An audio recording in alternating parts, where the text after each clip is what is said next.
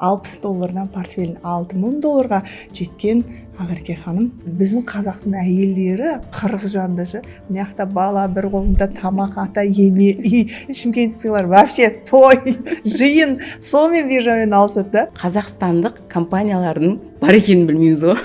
Өте Қазақстандық компаниялардың жоқ, біздің биржа бар екенін білмейді. 15 минутта $200 маумен болған ғой. Түсінгісі келмейді да, бірақ ақша тапқысы келеді. Особенно трейдингке келгенде, жаңа жолдасым қолдамай жатыр, үйде әке-шешем қолдамай жатыр. Бүкіл шәкірттің мұң-мұқтажын білгендіктен сырттан қолдау күтеді. Қазақ отбасында қолдау күтіп қажет емес. Мен де қолдамаған. Оңбай қаласың деген сияқты. Неше түрлі история бар. Оның барлығы қалыпты да. Сен Қазақстанды қойып уже Америкаға шығып кеттің ғой. Сен точно бірнеше орнайын деп жатсың дедім ба? Бала тәрбиелеуді қаттан да құнсыздандырып тастағанда, үйде отырған аналар деген сияқты. Ең ауыр жұмыс қой, үйде отырған аналар жұмысы. Не бітпейді, не рахметі жоқ, не зарплатасы жоқ. Инстаграмда бәрі бақытты, бәрі керемет, бәрі әдемі. Бірақ өмірде ондай болмауы мүмкін. Сен Инстаграмда біреудің өмірін қарап отырғанда сен өзің өмірің өтіп бара жатыр да. Обидно ғой. Харам трейдингтің картинасы әдем болғанмен, күшті жерлер, күшті үй, көлік алу деген сияқты. Бірақ халал трейдингте сенің жүрегің тыныш. Трейдинг бұл жай ғана сала емес, бұл сені тәрбиелейтін инструмент. Осы уақытқа дейін 2000-нан аса шәкірт арнайы авторлық курстан өтіп, жалпы оборот 1,5 миллиард жасады. Бастысы адал жолмен. Дәл сізде осы жолды үйреніп жасағыңыз келсе, осы видеоның астында сілтеме бар, сілтемеге өтіп толық ақпарат алыңыз. Барлықтарыңызға ассаляму алейкум. Ұлжан Маратқызының каналындағы кезекті пайдалы подкаст. Бүгінгі бізде қонақта подкастымызда ұстаз, мен осы саладан жетістікке жетемін, мен сізбен жетістігімен бөлісіп подкаст жасаймын деген Ақерке шәкіртім. Алланың қалауымен сол бір күнге, сол бір мақсатқа жеттік. $60 портфелін $6000 жеткізіп, және де кураторлыққа, мен сіздің кураторыңыз болсаң, арманым жоқ деп жүріп, сол бір армандардың барлығына Алланың қалауымен өзінің ниеті мен әрекеті арқылы жеткен Ақерке ханым. Ақерке, қош келдіңіз. Ақерке бізде 1 жыл бұрынғы шәкірте, 1 жыл бұрын білім алдыңыз, 1,5 жыл болып қалды білім алғанына. Осы бағытта тоқтаусыз еңбек етіп, нәтижелерді көрсеткен, жақсы жетістікке жеткен шәкірттердің бірі. Ұстаз үшін өте үлкен жетістік қой, шәкірттің жетістікке жетуі. Енді Ақерке, өзің нөлден келдің, білсем, бұл салаға нөлден қадам бастың. Жалпы қалай келдің, неге келдің, не үшін таңдадың, мені қайдан тауып алдың деген сұрақтарды сенен ашсаң. Үйде отырған ана, декретте болдың. Жалпы сол туралы кішкене, өзің туралы кішкене ақпарат айтып жіберсең, бірінші танысып алайық. Ассаляму алейкум баршаларыңызға. Ұлжан ханымды мен негізі ютубтан көрдім, подкастыңызды көріп келген болатынмын. Ең алғашта сіз мастер-класстар өткізетін болатынсыз, 2 күндік мастер-класс. Сөйтіп, мен негізі 20-шы жылы трейдинг, ол кезде білмеймін, ол кезде жаңағыдай инвест бірдеңе деген жоба болатын. Шымкент қаласында сөйтіп 2 апта барып оқып, офлайн ол жерде білмеймін, даже не екенін білмеймін, не оқып жатқанымды білмеймін. Сөйтем, енді одан кейін білдік қой, 4 жылдан кейін. Оказывается, Форекс оқыппын сол кезде. $200 салып, жаңағы 15 минутта $200 маумен болған ғой. Күйіп кетті. $200 15 минутта күйіп кетті. Сөйтіп, ойбай дедім, мынау деген не масқара, 2 апта оқыған не болды? Немен айналысатқан білмейсің. Қой деп 20-шы жылы тастап кеттім. Сосын одан кейін тұрмысқа шықтым, балалы болдым, 2 баламен үйде отырдым. Уже адам потенциалы мощный болған кезде үйге сыймай кетеді ғой, уже не істеріңді білмей. Үйдің адам емес болып. Оның үстіне, бұрын психолог болып жұмыс жасағаным бар, консультация бергенім бар. Консультация берейін десең, уже біреулердің травмасымен жұмыс істегің келмейді. Соны жаңа сала іздедім, немен айналыссам болады деп. Сосын сөйтіп жүрген кезде сіздің подкастыңыз шықты. Жаңағыдай Форекс деген не екен, осындай казино деген сияқты. Сол кезде мен мына нәрсені білемін ғой, кезінде оқыған едім ғой деп, сол қызығып бастап сіздің 2 күндік мастер-классыңызға қатыстым. Мастер-класста бұл деген биржа екен, Америкада екен, 200 жылдық тарихы бар екен деген сияқты. Бұл сала негізі өте мықты сала, бұған жай қарауға болмайды, бұл мамандық ретінде қарау керек. Келетін болсаңдар саналы түрде келіңдер деген сіздің сөзіңіз сол кезде қатты ойландырды. Содан келдім, курсыңызға келген кезде бастапқы уақытта енді барлық шәкірттер білетін шығар, түк түсінбейсің, бір ай бойы жылап жүресің, сөйтіп жылап жүріп оқыдық қой. Жоқ, сіздің машалла, мен ойлаймын да, негізі біз көп ақша тапқымыз келеді, біз жақсы жеткізгіміз келеді, биржаға жалпы целом осы трейдингке бәрі ақша табуды армандап келеді ғой. Бірақ ниет пен мақсат, мен талай көзім жетті да, барлық нәрсенің шешімі да. Сізде вот ниет дұрыс болып тұр ғой. Мен әлі есімде, сіз әлі новичок болып келдіңіз ғой, декабрьский поток едіңіздер ғой. Сол кезде активныйлар өзі сөйлеп шығып отырады ортасында. Қиын болып жатыр, бірақ сіз өзіңізге поддержка бергендесін де, жоқ, біз жасай аламыз, біздің қолымыздан келеді. Ұстаз, мен жаңағыдай нәтижеге жетем, осыдан қараңыз, сізбен подкаст жасаймын деген ниет, әрекет, мақсат осы бір жетістікке жеткізді деп ойлаймын да. Сосын мен ақша табам деген ниет қойған жоқпын ғой. Мен 3 айда осы рынокқа толық орнығамын, өз бетімше анализ жасаймын деген ниет қойдым да, 3 ай. Потому что бастапқы 1 ай сабақтың уақытында өте қиын болды. Түсімде свечаларды көремін, жылаймын. Сөйтіп, одан кейін көрдік қой, оказывается, бүкіл адам сон этаптан өтеді екен ғой.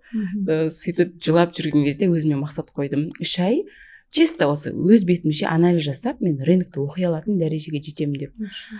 Сол ниетім де ойлаймын негізі, себебі мен күнделікті сабақ қарадым, күнделікті анализ жасадым деген сияқты.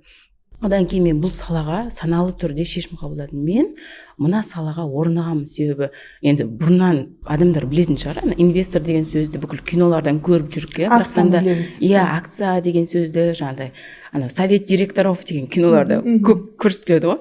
Бірақ оған біз саналы түрде бір қарамаймыз да, ол бір баяғы қазіргі біздің уақытымызға емес, ол бір біздің қол жетпейтін бір болашақтағы бір нәрсе сияқты. Бірақ жоқ, олай емес, ол уже біздің заманымызда болып жатыр, біз сол нәрсеге араласа аламыз, біз сол армандаған нәрсеміздің ішінде өмір сүре алатынымызға көзім жетті да.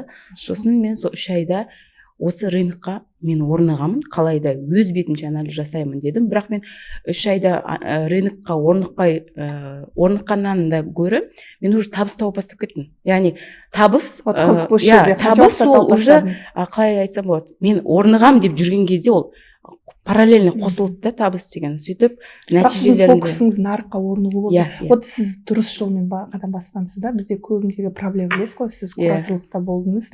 Біздің таңдап алған кураторларымыз, біздің шәкірттерге қаншама еңбегі сіңген Ақерке ханым ғой, енді сіз кураторлықта да білесіз, бізде көп адамның проблемасы қалай келеді олар. Тез байсам екен, тез тапсам екен. Бірақ нарықтың структурасын түсіну, жалпы мен немен айналысам.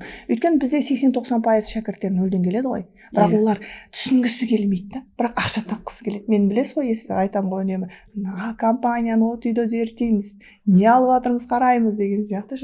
Вот сізде келу жолы дұрыс қалыптасқанда, содан сізде, мне кажется, эмоция, психология андай басымдылық беріп, сізді қатты қинамағанда, мен неге ақша таппай жатырмын деген сияқты. Сол этапта болыңыз.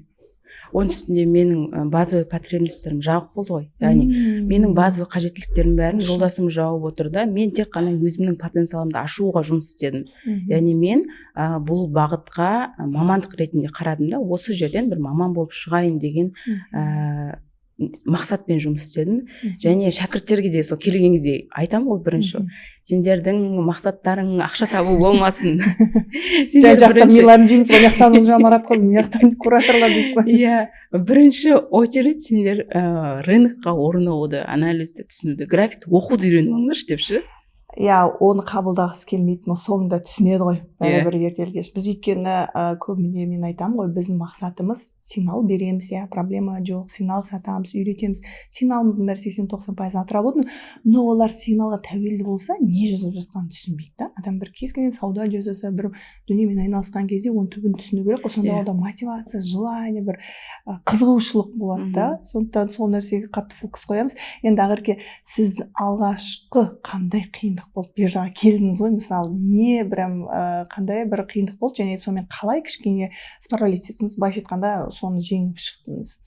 биржаға келдіңіз, енді форексті оқығансыз, примерно қарадыңыз, ол жерде қадалдыңыз, одан кейін енді мына жерге нөлден келдіңіз ғой, дұрыс па? Нөлден келдіңіз, жалпы сабақтың процесінде қалай болды, түсіндірілу процесі қалай болды да, сіз қалай қабылдадыңыз, қалай жолдан өттіңіз, оны жаздыңыз ба, или қайталап қарадыңыз, или бір өз-өзіңізді, мне кажется, ойлаймын, сіз өз-өзіңізге не болған сияқтысыз, басып айтып отқан сияқтысыз, мен жасай аламын деп, ана аффирмация айтты дейді ғой, соғыстан мен трейдинг үйренемін деген сияқты. Қандай моменттер болды? Иә, менде негізі бірінші плюс деп ойлаймын, ол мен курсты бастаған кезде, курстың өзінің уақытында мен ештеңе түсінбедім. Мен ол жерде басты мақсат терминологияны жаттау болды ғой. Көп шәкірттер түсінеді, новичоктар әсіресе терминологиядан қиналады. Одан кейін курс аяқталған кезде олар тастап қояды да, сол күйінде. Бірақ курстың барысында миға нейрон енді орнығады да, курс аяқталғаннан кейін менің бір плюсым сабақты басынан бастап қайтадан қарадым. Басынан бастап қайтадан қараған кезде уже түсінік не бастайды. Мынау деген мына нәрсе екен ғой. Мынаны мен вообще өткен ба деген сияқты. Яғни анау информация бір айдан кейін жетеді ше адам миына. Сол себептен шәкірттерге де айтамын ғой. Сабақ біткеннен кейін курстың бетін жауып қоймай, қайтадан ашып қарайық деген сияқты. Сол себептен сол плюс бірінші, екінші плюс мен сабақты қайталап қарадыңыз. Сабақты қайталап қарау. Қайталау жаңағы білім анасы. Екінші плюс ол менің ішкі рухани мотивациям мықты болды. Себебі енді 10 жыл бойы психология саласымен айналысқаннан кейін, адамдармен жұмыс жасағаннан кейін менде ішкі трек мықты болды да. Яғни мен осы саладан бір нәтижеге жетемін деген сияқты. Адамның ішіндегі трек мықты болған кезде оны ешкімнің сөзі құлата алмайды. Оны ешкімнің әңгімесі, ойбай мынау трейдинг деген, казино деген сөздер құлата алмайды да. Яғни ішкі трек мықты болғанда сені ешкім сындыра алмайды. Сол нәрсе негізі көп жетіспейді шәкірттерге. Сіз ол трек туылғаннан, енді мен психолог маман ретінде айтайын, мүмкін сіздің ата-анаңыздан бір гендік былай байланыс арқылы келген, бірақ ол ішкі тректі әрбір әйел қалыптастыра алады ғой, дұрыс па? Көбінде осы жерде жақсы инсайт айтыңыз. Менің де ұстаным сол, білесіз ғой, психолог маман ретінде мен де айтамын да, бірінші өздеріңізбен жұмыс жасаңыздар. Ішкі қалауларыңызды, ішкі тіректеріңізді күшейтуге, жаңағыдай оны не істеуге, былайша айтқанда жаңағы сырттың сөзіне, басқаның көзқарасына сынып қалмайтындай, өзіңіз кез келген салада жетістікке жете алатындай бірінші ішкі халмен жұмыс жасау керек. Бізде себебі биржада 80-90% психология деп айтатынбыз. Содан сіз қанша жерден біз айтамыз, сіз профессор болып келдіңіз, сіз ұстаз болыңыз, біз оқыттық қой қаншама кәсіпкерді, дәрігерді де 16 жастан 65 жасқа дейін. Сондағы қарайтынымыз мынау қазір сіз айтқандай ішкі тірегі, ішкі сенімі, өзімен жұмыс жасағандығы адамдар сразу білініп тұрады, и олар тез алып кетеді. Вот сіз сонымен көбірек бірінші орында жұмыс жасаған болып тұрсыз ғой. Сондықтан әрбір әйел, енді ер адамдар, енді олар трекпен туылады ғой, енді Аллах тағала оларды ерекше жаратқан ғой. Әрбір әйел кез келген салада осы жерде инсайтта жетістікке жету үшін өзімен ішкі тірегімен жұмыс жасайтын болса, ол биржа болса да, ол басқа қаншалық қиынды, жеңілді саланың барлығында ниеті дұрыс болатын болса, жетістікке жетеді деген мен дәлел. Ақерке ханым, машалла. Одан кейін ішкі тірекке байланысты мынандай инсайт келіп жатыр да. Негізі адам қолдауды сырттан күтеді ғой көбінесе. Особенно трейдингке келгенде, жолдасым қолдамай жатыр, үйде әке-шешем қолдамай жатыр. Бүкіл шәкірттің мұң-мұқтажын білгендіктен сырттан қолдау күтеді да. Негізі қолдау адамның ішінде сенім болса, Алла тағала маған береді, Алла тағаланың маған берген ризығы бар өмірде, мен тек қана сол нәрсені алуға дайын болуым керекпін. Мен дайын болу үшін не істеуім керек? Тек қана білімімді арттыруым керек, және өзімнің рухани әлемімді байытуым керек. Болды. Сен осы екі нәрсемен жұмыс жасасаң, саған ақша, ризық ол просто келеді. Алламен қарым-қатынас.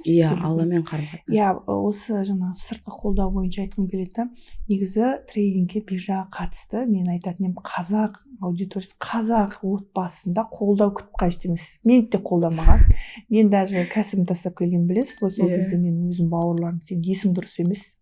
Сен басың жұмыс жасамайды, сен сәл-сәл бір түрлі адамсың, мен өзім ғылыми психологияны зерттеген адам ретінде, сен сол психология елінде сен қуып кеттің деген сияқты сөздер болғанда, неге? Себебі бұл биржамен біздің ата-бабамыз, біздің ата-анамыз айналысқан жоқ. Оларда хабар жоқ. мен айтамын ғой үнемі нейрон жоқ, психолог маман ретінде айтып отырамын, нейрон жоқ олардың миларында. А біз сол поколенияның жаңағы цепочка бізде келе жатырған сол ортадан бұзып, американдықтар сияқты қаралай сауаттылыққа қазір былайша айтқан кезде не істеп жатырмыз, өтіп жатырмыз да. Ол қалыпты. Сондықтан сіз үйіңізге барып трейдинг биржамен айналысам десең бітті. Ей, казино бол, жолама. Бітті, құрыйсың, кетті, түбімен жоқ боласың, болды, оңбай қаласың деген сияқты түсінік болу, и сол сөзді естеу қалыпты да. Сондықтан анау әрбір қадам жаңа біздің шәкірттердің арасында айтып жатасыздар ғой, осылай келіпті, күйеуінен жасырып келіпті, үйіне айтпай келіпті, ата-енесіне айтпапты деген сияқты. Неше түрлі история бар ғой. Қалыпты да, қалыпты. Бірақ адам өзі бірінші біз айтамыз ғой, кез келген салаға келгенде менде ұстаным бар, зерттеу керек адам. Толық танысу керек. А бұл биржа қазір уақытта біздің Қазақстанға танылып бір тренд болып жатыр ғой, енді бірақ көбінде казино ставка типті болып жатыр. Но соның түбін зерттеп алып танысатын болса, бұл биржаның мүмкіндіктерін көрген адамда бір желание пайда болады да. А бірақ үйден қолдау күтпер, ол қалыпты. Сразу айта салайын. Менде де қолдау болмаған. Менің енді ата-анам енді мен не жасасамда всегда қолдайды, но бауырларым айтқан, сен сондай денсаулық саласында жүрген, үлкен кәсіпті басқарған, сен сонда қалай сен мошенничествомен, вообще сен казиномен айналысайын деп жатсың ғой, сен есің дұрыс емес деген сөзді естіген адамдардың бірімен болғанды. Сол сияқты сізде қалай болды? Маған да солай. Сенің 6 жылдық нең оқуың бітпеді ма? 2 дипломың бар ғой, сол жетпей ма дейді да. Сен сосын барып мен айтамын, жоқ, мен америкалық нарыққа өттім деп соны зерттеп жатыр. Сен Қазақстанды қойып уже Америкаға шығып кеттің ба дейді. Сен точно бір нәрсе орындайын деп жатсың деді ма? Ондай енді көп болды айтқан нәрсе адамдар, бірақтан да жаңағы біріншісі ішкі тірек, одан кейін үшінші плюс маған көмектескен идеальный уақытты күтпеу. Машалла. Себебі идеальный уақыт болмайды. Сен бір салаға айналысу үшін сен бірде балаң жыламайтын, қонақ келмейтін, ешкім ауырмайтын, не дейді, бір күшті уақыт, бәрі сен жағдайың жасап отыратын, қолдайтын ондай уақыт болмайды. Сен бала шағамен, үйдің тірлігімен жарысып жүріп оқисың, жарысып жүріп анализ жасайсың, жарысып жүріп табыс табасың. Себебі қазір заман сондай отыр, уақыт тез жылжып жатыр, сондықтан біреуден қолдау күтіп, не істеп отыратын адамдар отырып қала береді. Олар жаңағы өмірдің ағысына ілесе алмай қалады. Сондықтан ең бірінші ішкі тірегімізді мықты етіп байлаймыз, Алламен байланысымызды арттырамыз. Одан кейін ғана өзіміздің уақытымызды өзіміз басқарып үйрену керек. Және сабақтарды қайталау, сол арқылы жетістікке жетесің. Себебі бізге келіп жатқан шәкірттердің де көбісі анау бір стратегиядан екінші стратегия секіргіш қой, курстан курсқа секіргіш, одан кейін не іздейді ғой, волшебный палочка іздейді. Олардың психологиясы чудо іздейді. Ол мен оларды түсінемін. Енді сізден аячок болып келдіңіз, бізде мен айтамын ғой, кейде шәкірттер болады, Олжан ханым миыңыз сатыңыз дейді, мен миымның несі жоқ, құны жоқ деймін ғой. Неге? Себебі мен айтамын ғой, биржаға кім ерте келеді, одан кейінгі адам, ол бәрібір одан кейінгі келесі этапта адам, ол никак ананың орнын баса алмайды. Себебі бұл жерде тәжірибе қатты рөл ойнайды, уақыт қатты рөл ойнайды. Сол сияқты жаңа миыңызды сатыңыз деген сияқты. Неге? Ми құнды. Себебі біз ол қанша уақыт оған жұмсадық, қанша уақыт толықтық, біз де нөлден келдік. Мен де айтамын ғой, 5 күндік офлайн оқып шыққан алғашқы ұстазым қазақстандық жаңағыдай маман болған. Сол кезде менде мынау мүлдем мүмкін ба үйрену? Мүмкін емес қой. Ана Құран әріптерін ең алғаш үйренген кезде ойлайсың ғой, таяқ сияқты ғой. Мынау не деген сияқты. Дәл сондай түсінік болды да. Мен жаңа дәл сіз сияқты не болған? Андай ниет болғанда мен биржамен дым түсінбеген ғой обучениеда. 5 күн обучение, ойлаңыз офлайн, бірақ 5 күнде барып қайтқаныма мәзім, бірақ бір түсінгенім, реально ақша бар екен, мошенничество емес екен, главный, и мүмкіндік көп екен. Нарықтың капитализациясын білесіз ғой, жалпы айналым, ақша айналымы, и мен жасай алады екен. И менде де сол өзіммен көп жұмыс жасағандықтан, ішкі тірек болғандықтан, андай сенім болды да, мақсат болды, и просто түсінбеу, и просто қимылдау болды, әрекет болды. И көп адам, сіз айтып отырсыз ғой, шәкірттерді осыған тап болады да, ол қалыпты. Өйткені айтып жатырмын бана, біздің ата-бабамыз, ата-анамыз үйде күнделікті, енді американдықтар сияқты бізді 11 жасымыздан Уоррен Баффет сияқты инвестицияға жаңағы талпындырып, үйретіп акция алу қайдан бізде? біз қайда биржаның жаңа тарихын қарайтын болсаңыздар, Уоррен Баффет қазір 95 жаста ма? Ол 11 жасында бастаған. Ол қазір 84 жыл бойы биржада осы нәрсемен жұмыс жасау арқылы қандай жетістіктерге жетті. Біздің 11 жасар балаларымыз, біз енді сол келе жатқан поколенияға жаңағыдай не істемесек, үйретпесек. Ол біз 11 жасымызда не болдық?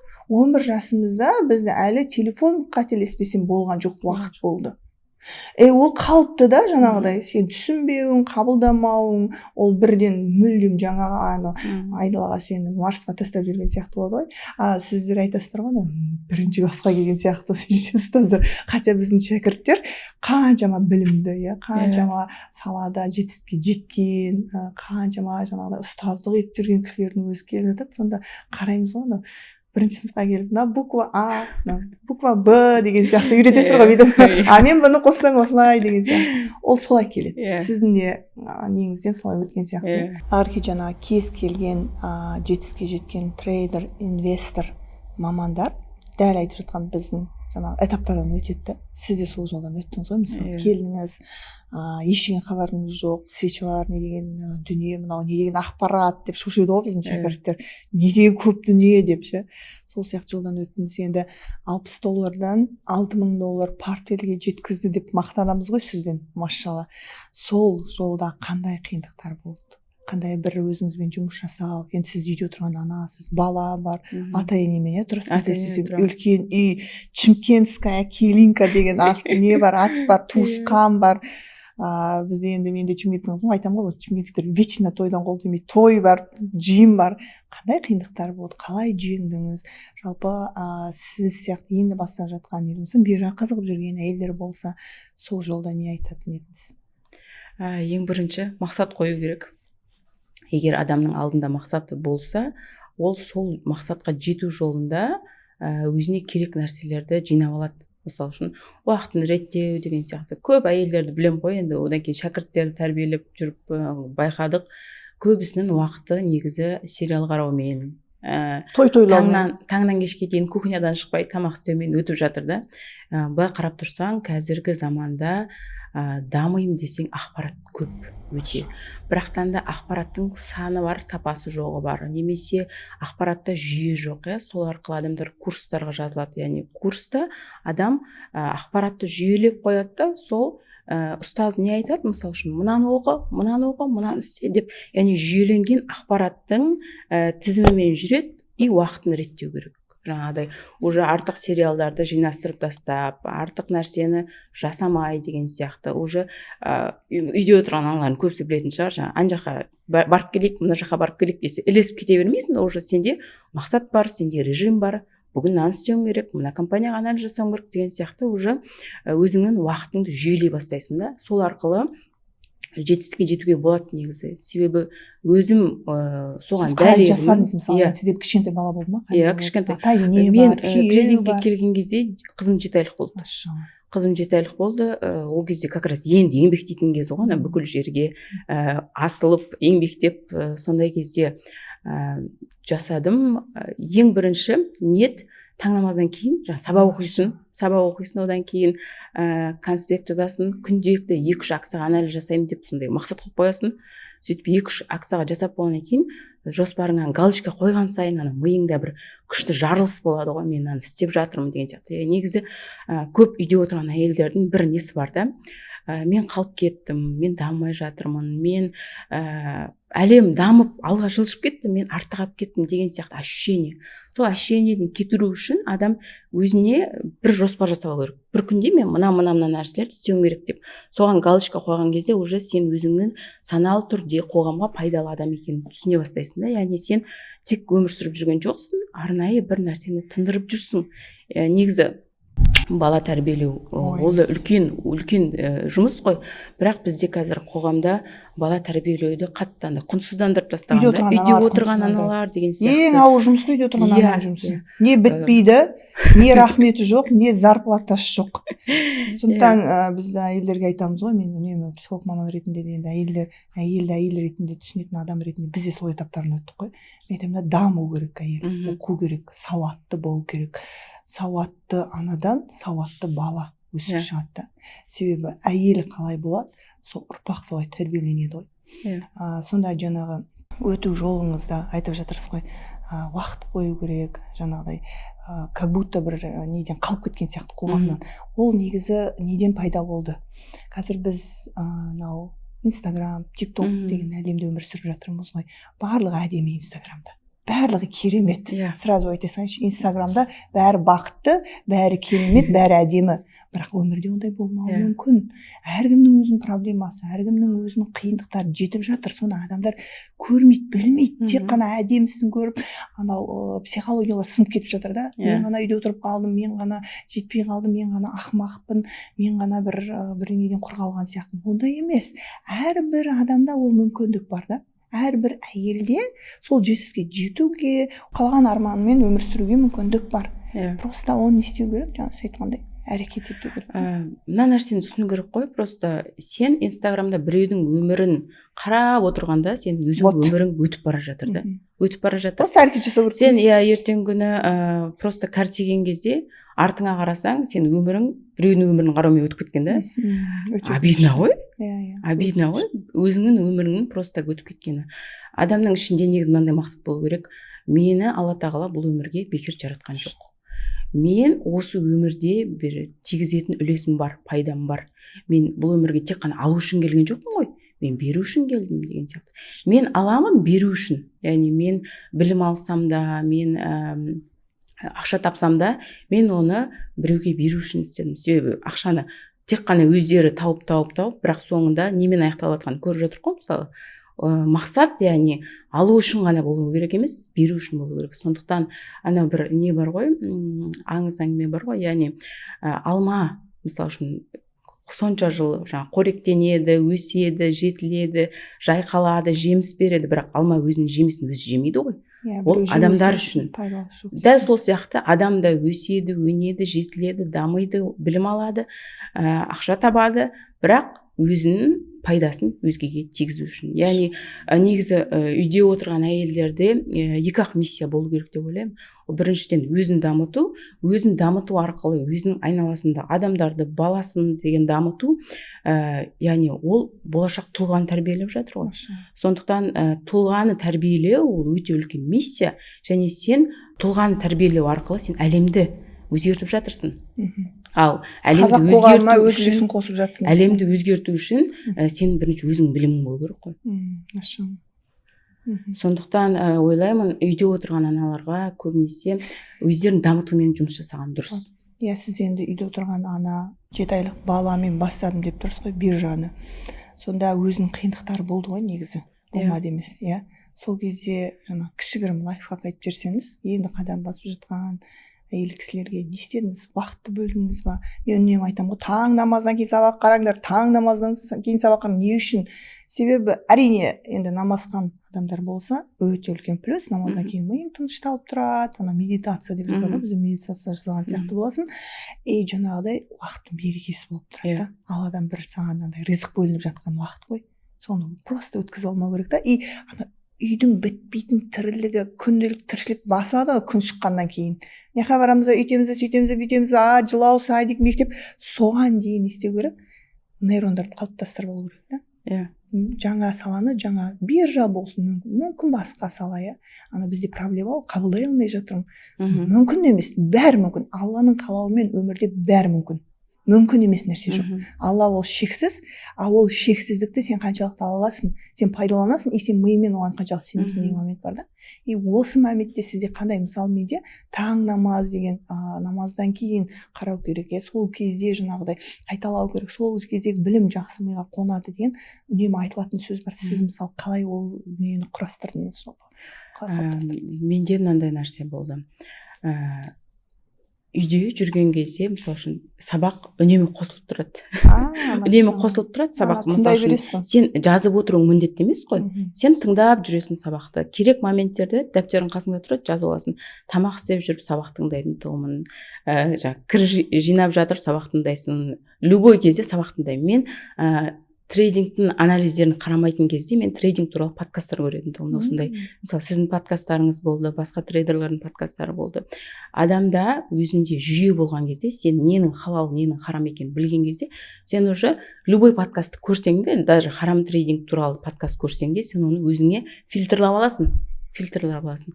Сол арқылы сенде уже миыңда көп ақпарат туындай бастайды. Одан кейін енді қазір біз нарыққа шығып кеттік қой уже. Мысалы үшін Америкадағы басшылар қалай ойланады деген сияқты нәрселерге. Яғни уже уровені бар екен трейдингте. Енді келген кезде жаңағыдай бірінші свечаны оқисың деген сияқты ғой. Одан кейін төрт көз болып отырасың, да түсінемін бе деген қорқыныш болады. Одан кейін ақша тауып бастайсың доллармен. Уже компанияларды зерттейсің. Екінші этап, үшінші этапта сен уже компаниялардың төбесіндегі адамдар туралы ойлай бастайсың ғой. Сол адамдар не болар екен деп. Олар не ойланады, қандай мышлениеда деген сияқты ше. Яғни бұл этаптарын өтуге тек қана жаңағыдай идеальный уақыт күтпейсің, просто сабақты қойып қоясың үнемі. Себебі нейрон қалыптасу керек. Бізде ақпарат бәрібірде кірген кезде 100% ақпарат миыңда қалмайды ғой. 70% ақып кетеді. Сондықтан 30%-ды қайта бір сақтап жүрсең де, одан кейін қолың бос кезде жаңағыдай таң намазынан кейін жазып алу барлық нәрсені. Пока үйдегі суматоха басталып кетпей тұрған кезде ақпаратты сіңіріп алсаң миыңа, одан кейін сол ақпаратты жаймен практикада уже жасап жатқан кезде, мынандай еді ғой деп, уже ми керек файлдарды беріп тұрады былай. Мынау деген сияқты ше. Сол себептен ойлаймын, негізі адам өзін, біз уақытты басқара алмаймыз ғой. Біз тек қана өзімізді басқара аламыз. Сіз қайталау арқылы келген екенсіз да. Өте жақсы дүние. Просто өмірде адамдар заңдылықты ұмытады. Ақшаға келгенде біз аш көзбіз ғой, ақшаға келгенде біз көп қалаймыз да. Бірақ не үшін қалаймыз? Бірақ сол ақшаны алған кейін біреуге бір пайдам тиемін. Жоқ, біз жеке басымыз да, эгоистпіз да, біз пендеміз. Бір өзіміздің құл екенімізді білмейміз, мойындағымыз келеді. Мойындасақ та біздің эгомыз ол тек қана өзім деп тұрды да. Сондаймыз негізінде. Нәпсіміз ғой, нәпсі дейді ғой. Сонда адамдар бүйтеді ғой, туласап жүргісі келеді да. Кәсіп ашты ма байып кеткісі келеді да. Ол өмірдің заңдылығы ғой, Аллахтың қойып берген заңдылығы да. Сен бірінші бала болып өмірге келмес бұрын анаң құрсағында жатасың, одан дүниеге келесің, одан сен әлі әлемді танымайсың, бірдеңені бастайсың, ол кішкене қимылдап бастайсың, аунайсың, одан еңбектейсің, одан отырасың, одан жүресің ғой. Вот осы заңдылықты бұзғысы келеді да адамдар. Тез жетемін деген нәтижесінен не істейді? Құрдымға кетіп жатады да. Жалпы мен көзім жеткелі, тәжірибемді кәсіпте болып, қаншама бағытта білім алып, қаншама салада жұмыс жасап жүргендегі түсінген заңдылығым барлығы тек қана үздіксіз әр этаппен қайталау арқылы, тұрақты түрде жасау арқылы жетістікке жетіледі екен да. Негізі біздегі проблема ғой. Бәрі ақша тапқысы келеді. Бәрі байығысы келеді. Тез. Тез байығысы келеді. Бірақ биржада ол мүмкіндік бар ғой. Білесіз ғой, мысалы биржаның обороты бір айлық $10 триллион оборот, ол шексіздік. Қазақстан ақшасымен мысалы шектеуге келмейді деп айтамыз ғой. Бірақ оны алу үшін бір еңбек болу керек қой. Әрекет болу керек қой. Хотя біз білімді от и до береміз да. Білесіз ғой өзіңізде. Соңынан жүгіріп жүріп оқысайшы деп үйретеміз. Сонда олар осы бір ұстаздар жүрген, кураторлар қиындықтардан өтіп, адамды жаңағыдай нық басып, сол бір нәтижелерге жеткенге дейінгі жолдарды жасау керек та. Сабақта қайта қайталау керек, қарау керек, аз-аздан жасау керек, түсіну керек. Бір бар ғой өмірде бір теория дейді ғой, аз-аздан үздіксіз деген нәрсе жетістікке жеткізеді. Осы нәрселер жасаған адамның ниетіне, әрекетіне, жаңағыдай іс-қимылына, енді жаңа сала қиындалып жатқан кездегі барлық процесін көру арқылы Аллах тағала просто ақшаны не істейді? Алып келіп қояды. Вот қазіргі сіздің тәжірибеңізді сұрап жатырмын. Дәл мен сияқты өткен екенсіз да. Бастысы не? Іздену, қайталау, ниетті дұрыстау, ақырын қанағат ету, соған не істеу, жаңағыдай ары қарай әрекет жасау, соның түбінде сіз нарыққа орнықтыңыз. Жаңа жетістікке жеттіңіз. Жаңа айтып қалдыңыз ғой, алғашында шаммен қалай таныссам екен деп келесін. Енді алғашында реально эксперттердің ақшасын көріп келеді. Бүкіл адам ақшасын санап келеді, дүниесін санап келеді. Хотя біз, альхамдулилля, енді біз дін жолында болғаннан кейін енді өздеріңізде ұстазға қадам басып жатсыздар ғой, ұшырып жатырмыз ғой ұядан. Сол кезде білеміз ғой енді біз адамның хақысына бет алды кірмес үшін дүниені көрсетпей, артық мақтанып, мен үйтіп жатырмын, бүйтіп жатырмын демей, дұрыс жолына салуға тырысып жатырмыз ғой. Сонда бірақ көп адамдардың ошибкасы эксперттердің эксперттілігіне емес, дүниесіне, барған жеріне, жаңағы алып жеген тамағына, қыдырған жеріне не істейді, қызығумен келеді да бұл салаға. Ең үлкен ошибка. Жақсы, және кейде кейбір менің жаңағыдай ұстаздарым болды деп айтамын ғой, 15 ұстазбен тәжірибе алмасқан кезде даже инстаграмда жоқ олар, миллиардтаған капиталдарды басқарады да. Ондай трейдерлар, ондай жетіске жеткендер көп. Сол қазіргі жаңағыдай нелердің биржаға қадам басып жатқандардың ошибкасы осында. Келген кезде, алғашында келгеннен кейін не істеу? Сол берген ұстаздың білімін қайталау, тұрақтылық жасау. Биржаға келгенде алғашында свечамен танысады, одан келіп свечаның басын біріктіреді, еще біз фундаменталды анализге қатты акцент саламыз ғой, компанияны зерттеп, мен айтамын ғой, компанияны қараңыздар, кімнің біреу сіздер үшін, даже бір қол ғой, директор сіз үшін жұмыс жасап жатыр, ақша тапсын жақсы деп ше. Сол компанияны зерттегеннен кейінгі этаптар өсе береді ғой. Сонда соңғы этаптар жаңа өзіңіз айтқандай Америкада да, әлемде не болып жатыр, мысалы соңғы Иран мен мысалы Американың арасында қақтығыс жалпы халыққа түсініксіз болғанмен, біз маман ретінде оны қарап түсініп отырдық та, жалпы қалай ол Қазақстанның экономикасына әсер етеді. Осы жерде қалай ойлайсыз, әрбір қазақстандық биржаға келгенде біз нені ұтамыз?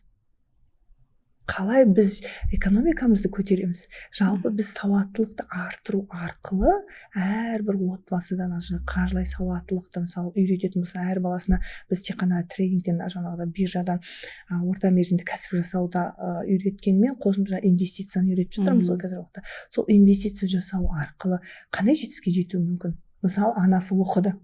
Мақұл, күйеуі оқымай-ақ қойсын.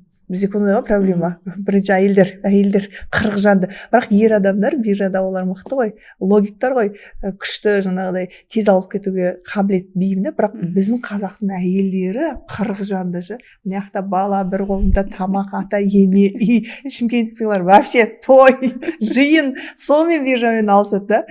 Сондай моментте, мысалы, осылай жүріп оқыған еңбегі мақұл ақша тапты. Ақшадан бөлек ол қоғамға қандай пайдасын тигізетін еді, қалай ойлайсыз? Мысалы, сіз қалай тигізіп жатсыз? Айналаңызға не істеп жатсыз? Балаларға не істедіңіз?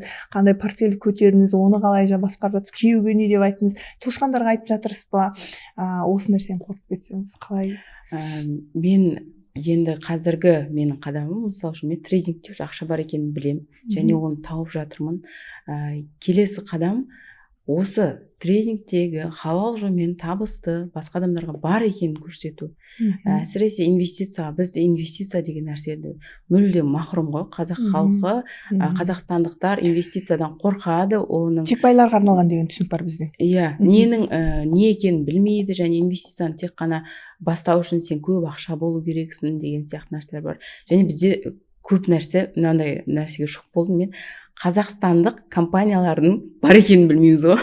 Қазақстандық компаниялардың жоқ, біздің биржа бар екенін білмейді.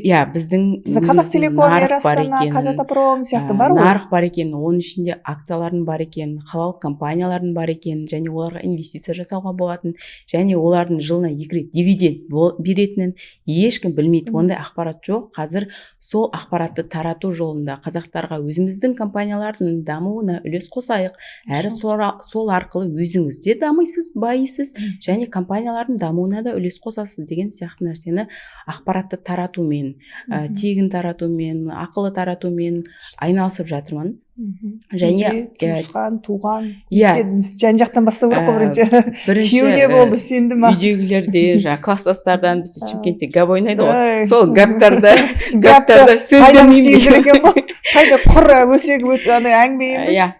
Гаптың орталарын дамушы ортаға шығарып жатырмыз жайлап.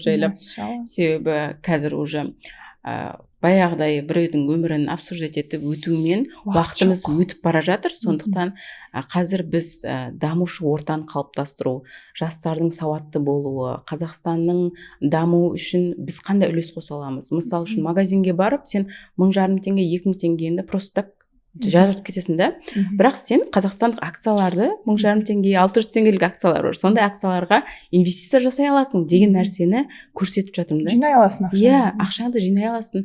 Ол үшін сен не керек? Қаржылық сауаттылықты білуің керексің тек қана, және жұмыс істеу керексің. Бізде көбісі мынандай да, тез байып кеткісі келеді, және тез байып кету үшін бір чудо күтіп отырады, волшебный палочка күтіп отырады, немесе бір күшті стартап болса, күшті бизнес болса, бір күнде байып кетсем деп ойлайды да. Нәтиже негізі былай тамшыдан тамп көл болады ғой. Яғни сол сияқты да, мысалы үшін мендегі нәтиже $60 бір күнде $6000 болған жоқ қой. Ол 1,5 жылда жеткен нәтиже. Яғни сен егер басқа трейдингтен, форекстен келіп бір күнде $60 салып $6000 шығаруың мүмкін, бірақ олардың айтып жатқан артындағы $6000 минусы бар ғой. Сливқа кеткен 10 миллион бар ғой деген сияқты. Стресін айтсаңшы. Иә, азаннан кешке дейін свеча қуалап экраннан бүйтіп көз алмай қарап отыруың бар ғой. Психологиялық қысым бар ғой. Оның бәрін ешкім айтып жатқан жоқ та. Негізі былай сырттан қарағанда енді былай айтқанда харам трейдингтің картинасы әдем болғанмен, күшті жерлер, күшті үй, көлік алу деген сияқты. Бірақ халал трейдингте сенің жүрегің тыныш, барлық нәрсең орнында. Және трейдинг, мен үнемі айтамын ғой шәкірттерге, трейдинг бұл жай ғана сала емес, бұл сені тәрбиелейтін инструмент. Трейдингте сен біреуге жабамайсың да, менің ақшамның жоғалып кеткеніне, немесе ақша таппай қалғаныма біреу кінәлі деп айта алмайсың. Себебі бұл жерде сен ноутбук және сенің Аллаға деген тәуекелің ғана да. Яғни сенің опытың болмаса, сен тәуекел ете алмайсың. Сен тек қана мысалы үшін биржаға ақшаны салып қойып, сатып алып, акциялардың бәрін бол тәуекел еттім деген жол дұрыс емес қой. Яғни сен тәуекел етпей тұрып, хадисте айтылғандай, сен түйеңді Аллаға тәуекел етпей тұрып, бірінші оны байлау керексің ғой. Яғни амалын жасау керексің. Білім болу керек қой. Бірінші анализ жасау керексің, компанияны зерттеу керексің, сатып аласың, болашағы бар ма, жоқ па деген сияқты. Ол нәрселердің бәрін жасап болғаннан кейін ғана сен Аллаға тәуекел етесің. Сол кезде ғана сенің жүрегің тыныш болады. Ал сен өзіңнің жасайтын әрекеттеріңді жасамай, мен Аллаға тәуекел еттім, бұл болмай қалды деген нәрсе дұрыс емес та. Сондықтан шәкірттерге де айтатын нәрсем, тәуелді болмаңдар. Ұстазға, сигналға, біреудің айтқан акциясына тәуелді болмаңдар. Себебі ол акцияның мысалы үшін акциялар тек қана өсе бермейді ғой қақайып. Олар құлайтын кездері болады. Сен ол құлайтын кезде басқа акцияға салып отыру керексің.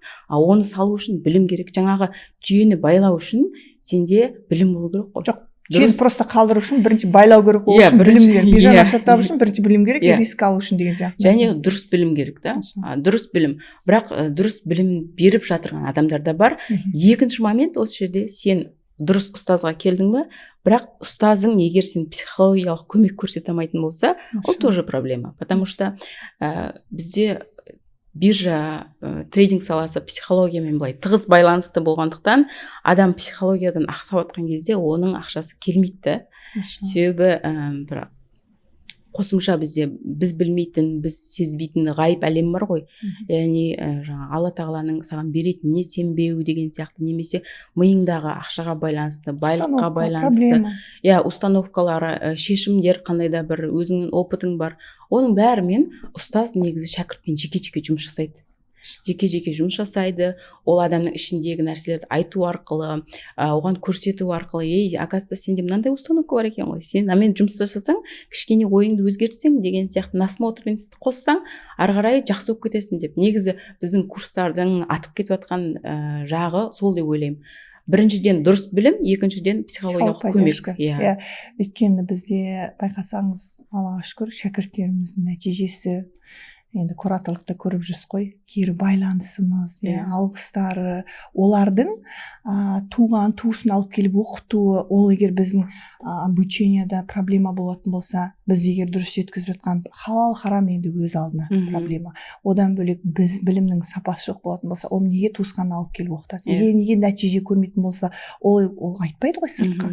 Ол біздің, жаңа сіз айтқандай, білім, дұрыс білімнен бөлек біз мен болып, сіздер болып кураторлар психологиялық поддержка бере алғанымыздың арқасы. Себебі мен айтамын ғой, биржа 80-90% неден психологиядан тұрады.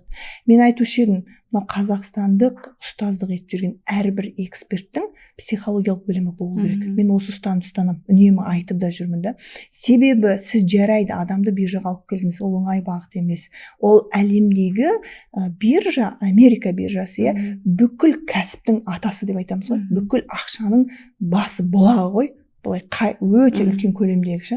Сол жерге сіз келдіңіз, сіз психологияңыз көтере алмай қалса, сіз қанша жерден сигнал алсаңыз да, білесіз ғой шәкірттерді, қанша жерден жаңағыдай поддержка не болып жатса да, білім болып жатса да, психологияңыз дұрыс болмаса, сіз ол жерде қалтырап, дірілдеп, ақшаға дейін қорқыныштылығыңыз болса, таба алмайсыз да.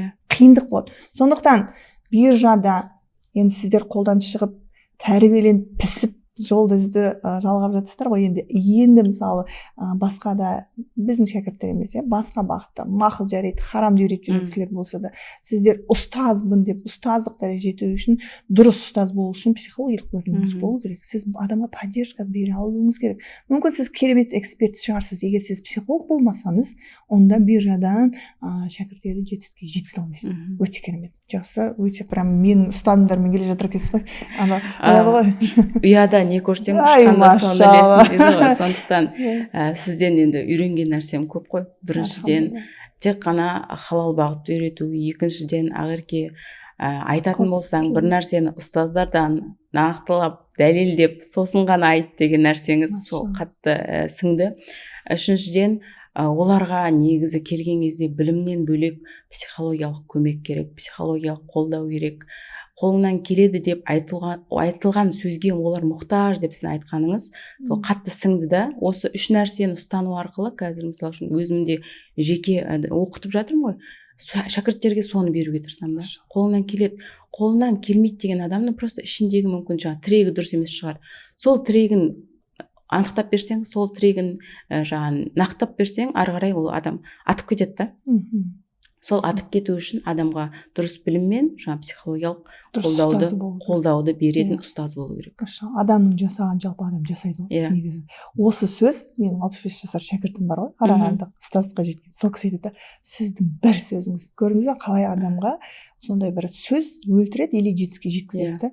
Сіздің бір сөзіңіз, сіз адамның жасаған адам жасайды деген нәрсе мен жетістікке жеткізді ғой деген сияқты.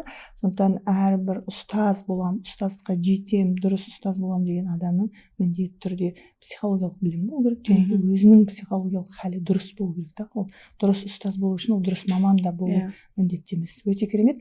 Жаңағы айтып кеткендей, сіз жалпы осы жан-жағыңызды кереметтей не істеп жатыр екенсіз. Шымкенттіктер айтамын ғой, гәптен басқа, тойдан басқа білмейсіздер деп. Соларына тиісемін ғой шәкірттерге. Шымкенттіктер гәппен той тоқтатыңдар деп. Вот сол гәптерде бос жиын, егер ол Алланың еске алынбаса, ол жерде өзіңізді білесіз, хабарыңыз бар діннен. Сондықтан өте үлкен миссияны атқарып жүр екенсіз. Алла тағала сәттілік, сәтін салсын сізге.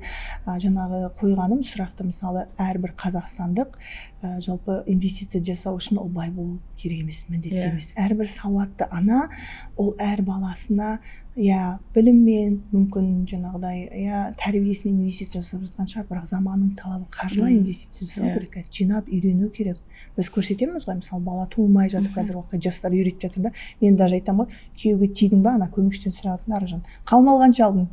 Қалмалың қайда? Мақұл 3 миллион алдың. Кән ол 3 миллион деймін да. Киімге кетті. Болмайтын киім. Мақұл сен 1 миллион қалшы, сол киім сыймай да қалады, кетіп та қалады. Сен қалған 2 миллионды салсай биржаға, не болмаса инвестиция жасасай, көбейтсей, осы нәрсені біз жастарға, қазір балаларға, келесі ұрпаққа үйрететін болсақ, біздің жалпы Қазақстанның экономикасына қосқан өте үлкен үлесіміз болатын еді.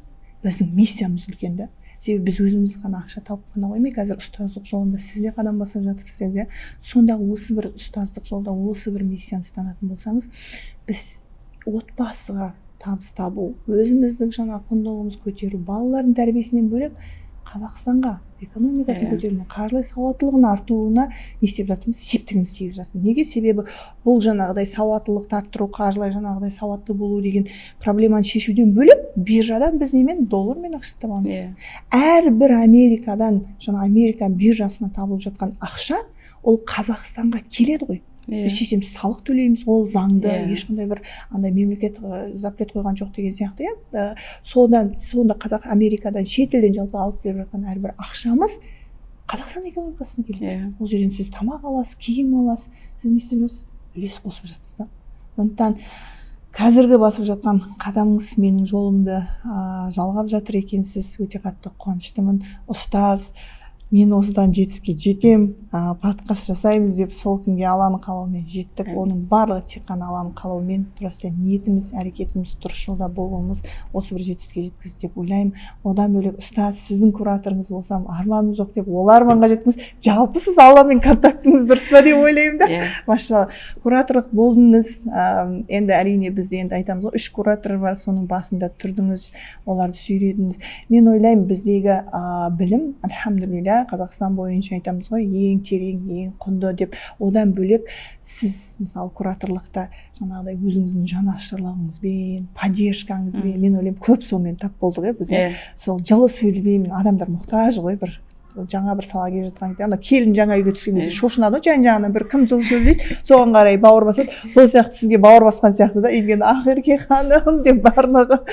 Әлі отырмын ғой чаттарда. Мен әлі ұстаз болып бүйтіп қатал болсам, сіз оларды бауырыңызға басып, поддержка беріп, енді өзіңіз діннен де хабарыңыз бар, дінмен ұштастырып бауыр бастырдыңыз. Жалпы осы Қазақстандағы қазір біздің халал биржа, халал трейдинг бойынша алғашқы ұстаз болып қадам бастық, соның жолын сіз жалғап жатыр екенсіз.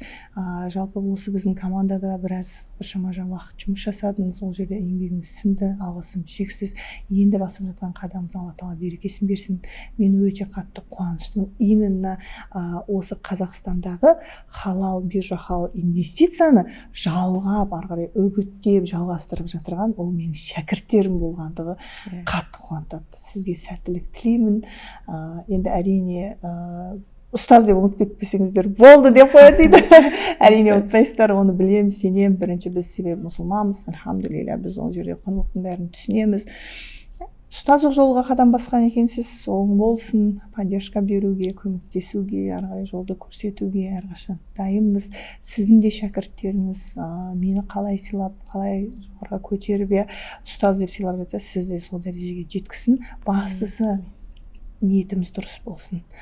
Бастысы біздің беріп жатқан біліміміздің сапасы болатын болса, өзіңіз де білесіз, біз бастысы әрбір мұсылманға, әрбір қазаққа дейін пайдамыз тиіп жатырса, сіз соның несін аласыз, қарымтасын аласыз, сіз арқылы мен қарымтасын аламын. Сондықтан жолыңыз ашық болсын. Рахмет. Сізге сәттілік, подкастқа келгеніңізге.